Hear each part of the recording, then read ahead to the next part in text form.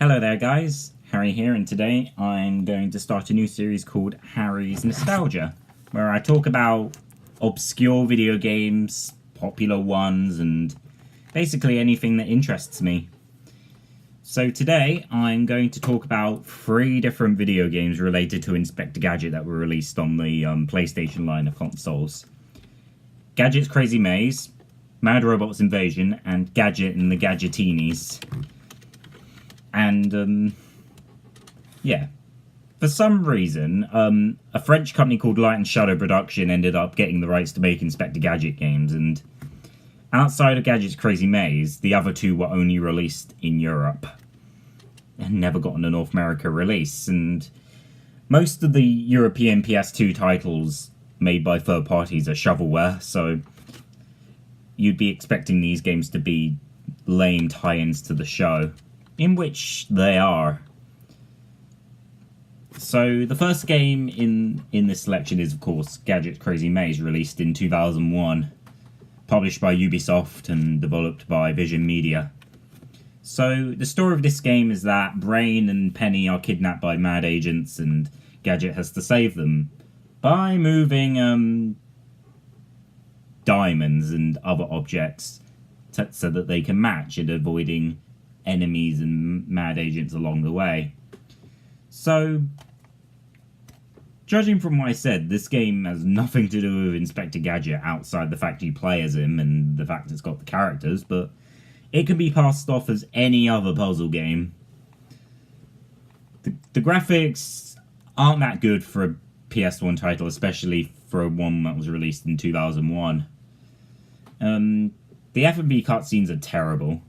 They're made with really badly rendered CGI animation, and there's no voice acting whatsoever. The thing is with Light & Shadow Production is that their games were made on a fairly low budget. They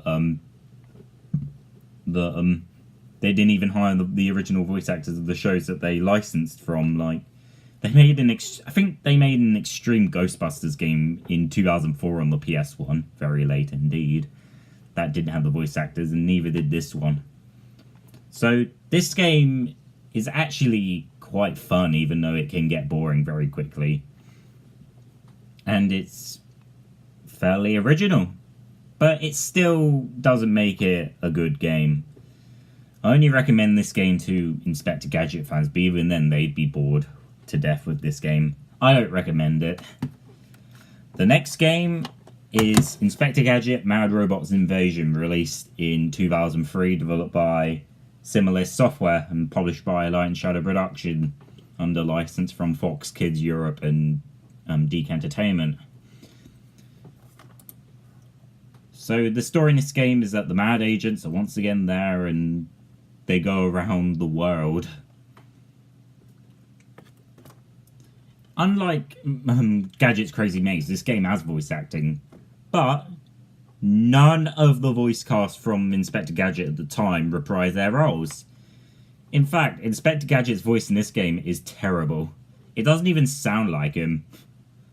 Penny doesn't even sound like herself either. So probably what Light & Shadow did was they hired less talented voice actors. And yeah, that's all I can say.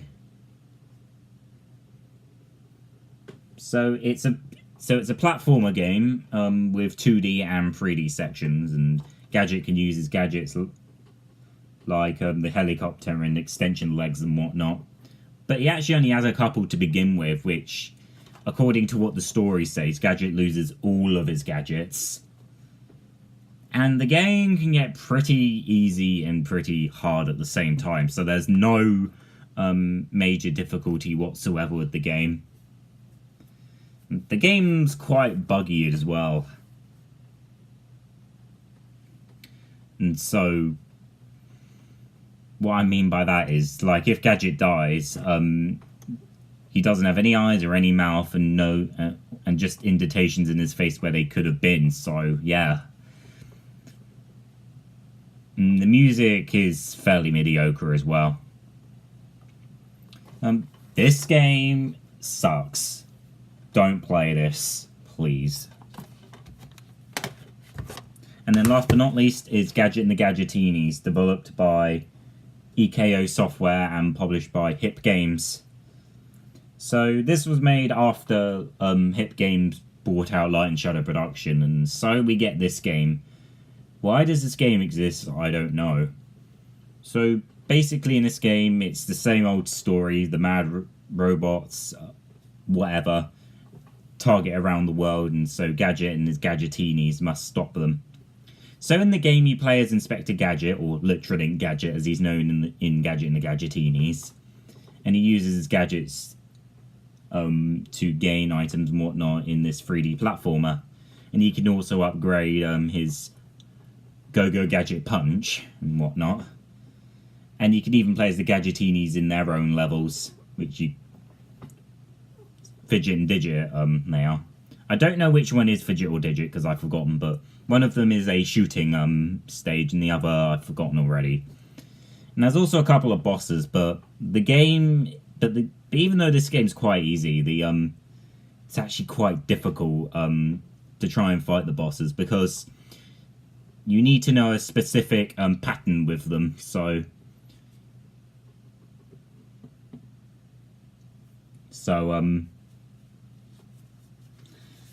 if you mess up, then you'll lose part of your health wedge, and then after a while you're dead if you don't beat the boss in time.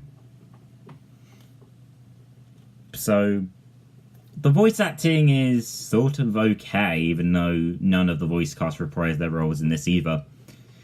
Everyone just sounds British, so they probably hired British voice actors to voice everyone.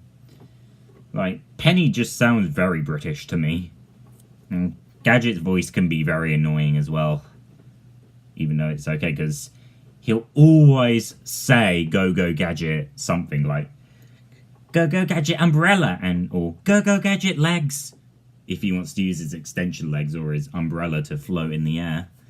So there's absolutely no reason for him to say that all the time. But so I can say is this game is an improvement over Mad Robots Invasion, but it's just very bland. So there we go. That's all I can say about these 3 games. I can understand why they were only released in Europe, because Europe is the popular target for shovelware on the PS2, like with the Midas games or the Phoenix games. But nevertheless, all these games are not worth your time whatsoever. I don't recommend playing them. So yep, hope you enjoyed this video. Thanks for watching, and bye for now.